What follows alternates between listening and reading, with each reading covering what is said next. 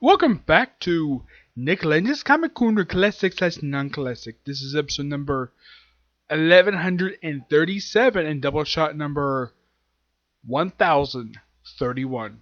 I got two DC trades, both of whom are the last ones for their respective trade series. First up is the final trade for New Superman. This is New Superman and the Justice League of China. Yep, digital again. And don't worry, next one basically will be physical. Don't worry about that. Now, this is the final trade for the series, collecting the last 5 issues of the comic book, issues 20 to 24, written by Gene Lee Young, artwork by Brent Peoples, and yeah, the other name right here, Matt's right, he's the inker for the book. The cover is done by Bernard Chang.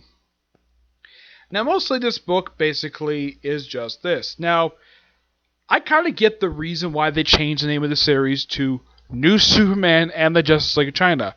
Well, they've been supporting characters in the book, so why not rename it? And I'm thinking they're like, okay, you changed the name of the book, and then you end it not long after the name started change. Surge 20.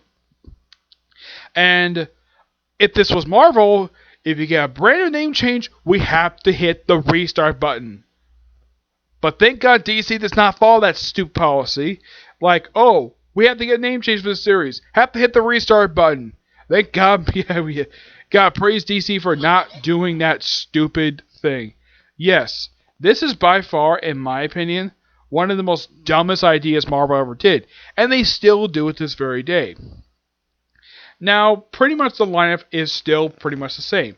You have King Kong, the Chinese Superman, Avery, the Flash. You have the Chinese Batman and the Great Snake, who was the Chinese Wonder Woman. Yep, that's the line for this group. Though they get thrown Aquaman. Yes, and we also see the debut of the Chinese Green Lantern Corps. Because why not? Why not have more Chinese knockoffs? Oh, by the way, Dr. Omen, who is Keening's mother, she plays a very small role in this book. Yeah, that's something quite interesting about her. And also, for this last arc of the series, his girlfriend, who happens to be the Chinese Lois Lane, she appears for one issue.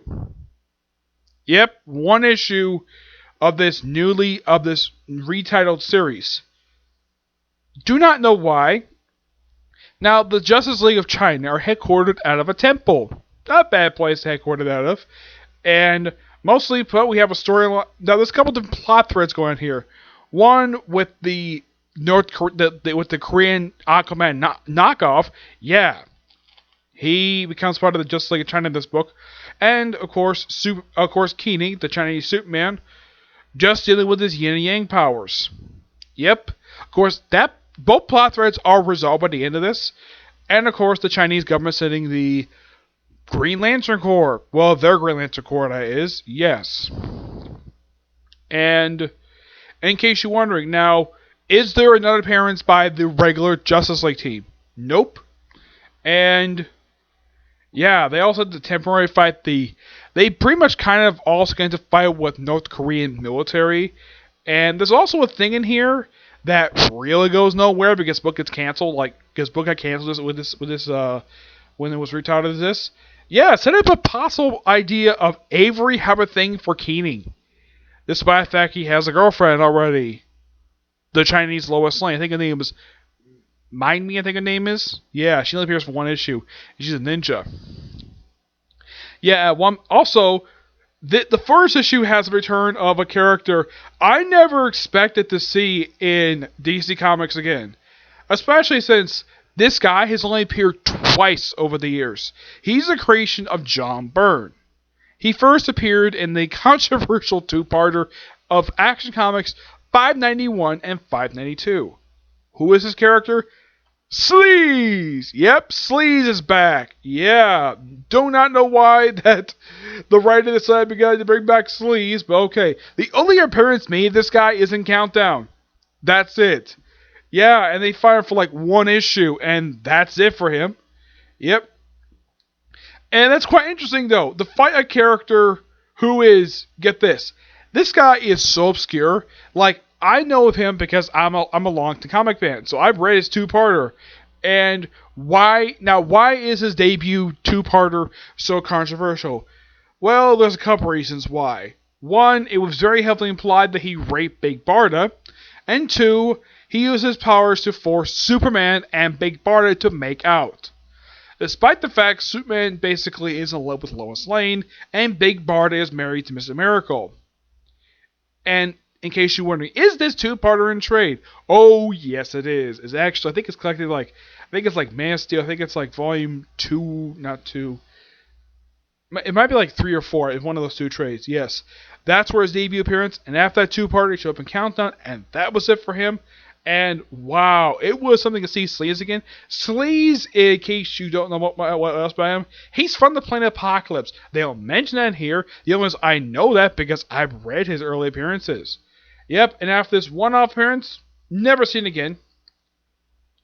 Also, apparently Avery likes kissing Keening for some reason, and it's stated. She kind of blurts out she has a thing for Keenan. That goes nowhere, absolutely nowhere. And they did resolve a plot thread by the end, basically of Keenan resolve his yin and yang, which during the final issue of the series, he actually accidentally sent his own team to the Ghost Realm to basically. And of course, that's fixed by the very end. Also, the Mercury knockoff does take up a name called Dragon King. Yeah, that's him on the cover. Yep. And the Chinese government just have no problem with. They decided just to deal with it. They don't shut down the Justice League of China. No, not really. And that's simply it. The series wraps up basically with Keenan. Basically, also, I Chang, great. And they kind of basically resolved the whole thing with I Chang kind of, where Keenan wanted to rescue him, but just let him go. Yep. This all in all was a really damn good storyline. And, well, kind of an odd way to end the series. Yeah, I'm going to give this particular trade a 9 out of 10. Now, the thing with my final thoughts on this particular series. This was a really good series. And unlike with the book that basically, the other book I canceled, this is basically a launch with Rebirth 4 years ago. This book actually ended, I believe, just a couple years ago. Yeah, published for 2 years, which, okay, that's not bad. I kind of wish it would last a bit longer, especially since, and this is my honest opinion, I think the book has probably still more story to tell. Especially since they could have explored the whole thing with the relationship, a possible romance between Avery and Keenan, which goes nowhere. But Avery does not disappear after this. Nope, she returns back to Flash right after this, becoming a supporting character in the Flash book pretty much up to present day. As for the rest of the team, they pretty much disappear. Also, the Rombot, which is the Chinese Batman sidekick. Yeah, of course, he also mentioned his sister, who was a supporting character in the book. Yes, the Just Like China pretty much disappeared after this. They, as far as I know, have not returned after this. In fact, there's only appearance by the Great Ten, which are basically the Chinese equivalent of the Justice League. But creating their own, and the whole thing, the mystery of self-defense. Yeah. It's by far. Now, the whole thing with this series was that it was simply put the Chinese knockoffs of like the regular popular superheroes. But if you notice though, like they have Superman, they have Batman, they have Wonder Woman, they have Flash, who technically was a character was a Josh Williamson creation, not a creation of Jin Kong. Now, Dr. Omen, believe it or not, is not a creation of the writer of Superman. She is a creation of Pierre de Tomasi. Yes, Tomasi created this character. And this whole series basically started off as something that was set up in the final days of Superman six part that Tomasi did before he did his regular run for Superman. And this series overall was really good. Keenan himself did make one appearance outside the comic book. He did appear in a Supergirl annual. And that's it. That's all he did. Oh yeah, he also appeared, I almost forgot, he did appear in the Superman Revenge Squad storyline, which was really good, by the way. I highly recommend it. But since the series ended, it's kind of weird, though, the fact that this group has pretty much disappeared from DC Comics. They have never mentioned again. I would have thought, though, maybe that Bendis might basically... Now, I'm sure Bendis probably saw a new Superman... my guess is there probably was... Now, there's probably a couple reasons why the series ended. One, because Bendis was taking over Superman in 2018. Yeah, this was a couple years ago, though I heard he's ending his run on Superman really soon, which... That's interesting. Yeah. After 2 years of writing Superman, he's leaving the book. Okay, I like this run for Superman. I think it's really good. It's something, though, he writes both books, which is quite strange. Now, I think that was the reason the book ended, because DC did not know what Bendis' plans for Superman were, so they canceled this book, and they canceled Supergirl. The Supergirl later came back, though has since been canceled again, after issue 43. So they brought it back for 23 issues, before ending again. But not new Superman. Nope. It's kind of strange, though, the fact that it's like this. A great series. And I do recommend everybody check it out. It's a good series. Although the last trade is not referred to as New Superman Volume 4, it's just a standalone trade. Yeah, there's no volume number with it. It's just a simple standalone trade. Yep. Alright, so now moving on to Justice League Dark Volume 1 in the Dark. Yep. The very first trade that collects issues from Justice League Dark Volume 1. Written by Peter Mulligan and artwork by Mikel Jen. Yes, Peter Mulligan actually... Now, this trade collects the first 6 issues of this run, but it doesn't collect the entirety of Peter Mulligan's run. Yeah, he actually left after issue 8. Now, the initial lineup when this series first started was... With this book, it's simply Deadman, Zatanna, Madame Xanadu, John Constantine, and Shay the Changing Man. Though it's actually a rebooted version of the one that Peter Mulligan created for his own ongoing series from the 90s that lasted for 75 issues. And this whole storyline is simply put them trying to resolve the whole thing with the Enchantress. Yeah, June Moon shows up in here, along with Dove. Yes, Dove shows up in here, which, that was interesting. Yes, Dove of Hawk and Dove, which, yeah, that was really cool, the fact they brought these characters in. And, yeah, there's also a brief guest star appearance by 3 members of Justice League. We have Wonder Woman, Superman, and Cyborg. I should point out, though, Superman is wearing his silly collar. The one that Jim Lee designed for him, yes. I've only seen like one person's opinion about this costume. Yeah, it's just... Well, it's not exactly a very popular costume when it comes to Superman. Wonder Woman, as far as I can tell, there was no negative opinion about her costume. Now, as for Cyborg, it was a big bulky look that Jim Lee designed for him when the Justice League book started back in 2011. He did get a new look when Forever started, that Gary Frank gave him a brand new look, which he still has to this very day, despite the fact in his first volume of his very ongoing series, he did get a third look, which apparently all their DC writers decided to ignore and just basically stuck with the Gary Frank look. Yeah. Now, the team itself is not... Now, the thing about this group is it was known for being headquartered out of the House of Mystery, which they haven't got that yet. They actually started out basically... The team kind of basically was scrambled together by John Constantine to resolve the whole thing with the Enchantress. Yeah, that's the big purpose of this storyline. And Batman... Oh yeah, and also, the whole group hates him. Yeah, the whole group still hates him. Now, here's also interesting, though. Now, Zatanna... Now, Deadman is still in his classic look that Carmine Infantino basically designed for him. Constantine, not much in for him. He pretty much is still wearing the same outfit.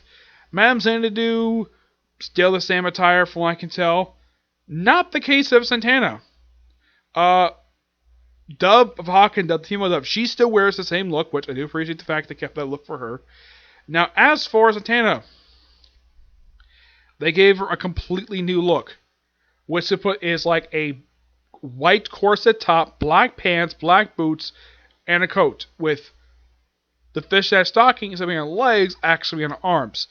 And this is her look that she had for pretty much this entire run, though when she appeared in Detective Comics, she actually went back to... Now, according to the book itself, she actually does have her classic attire that the original artist, basically, when she first showed up back in Hawk 4, she still wears the outfit only for shows, but not when she's out crime fighting.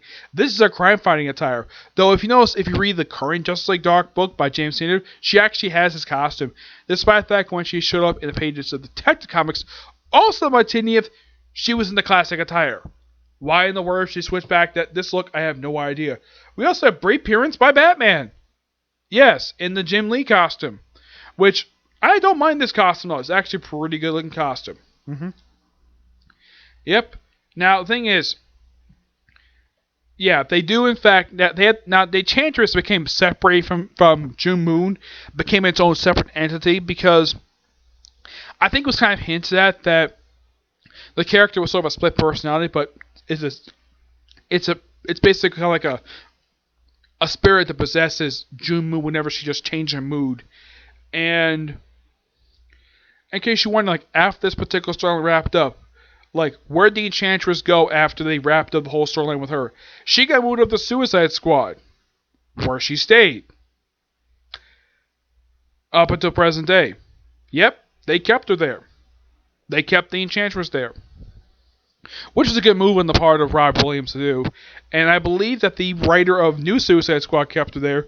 Yeah, I would have thought that the Enchantress would appear in this book because this book is basically all about the supernatural side of this universe. Now, the stuff basically Hooper's known for, aside from the House of Mystery stuff, especially with Argus, that was something Jeff Lemire started, which was right after this, because as soon as they wrapped up their plot, wrapped up the whole storyline with the Enchantress, they're dealing with a crossover with Night Vampire, which ended Peter Mulligan's era for the book. Yep. This, all in all, was a great storyline to start the series. Yeah. And despite the fact that everybody pretty much hates John Constantine, they have no choice but to work together with him. Yeah. But here's something quite strange, though. Dove does not reappear in the book after this opening story arc. Yeah, I have no idea why this is. It's particularly quite strange.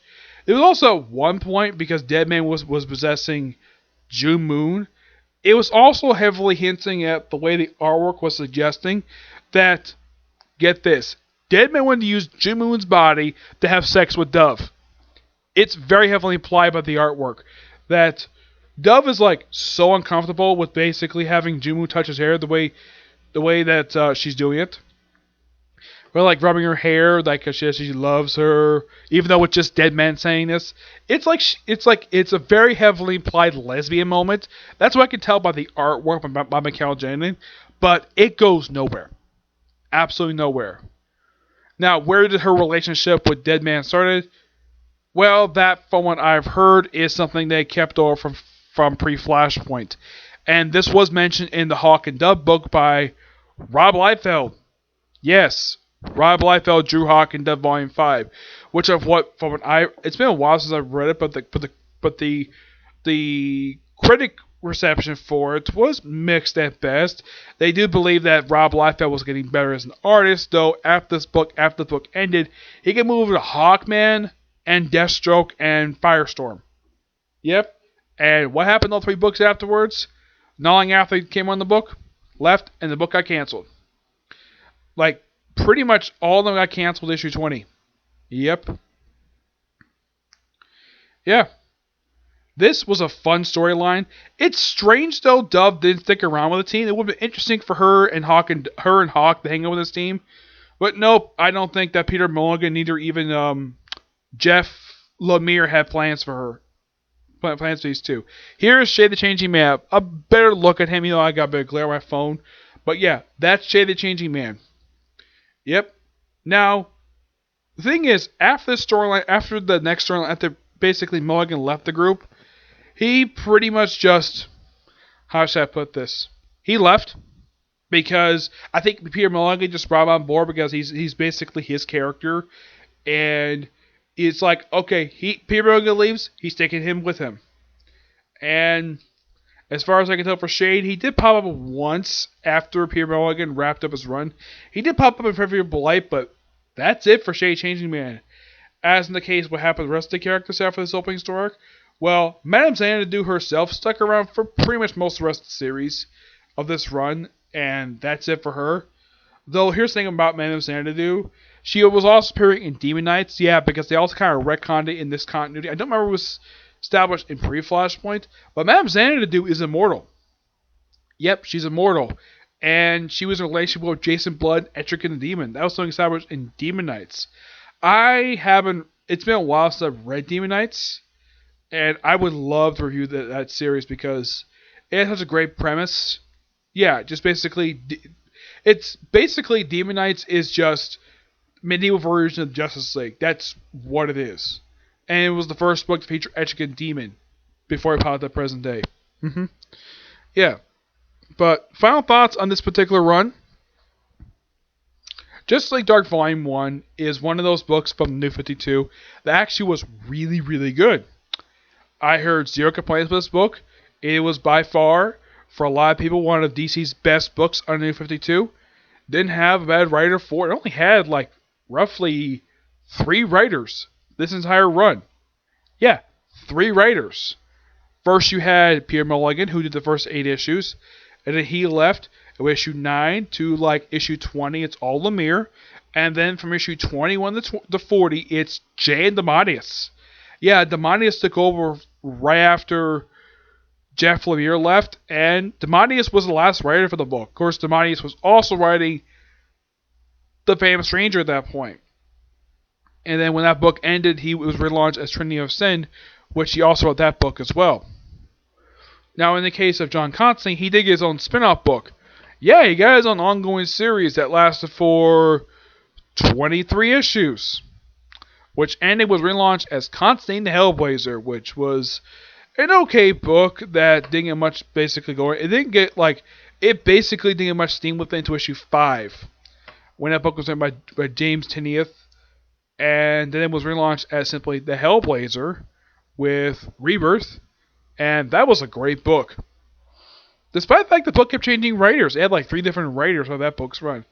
Now, as in the case of what happened to this group itself, when this run ended, this version group disbanded. Now, there was basically something that was planned to relaunch the book as Dark Universe.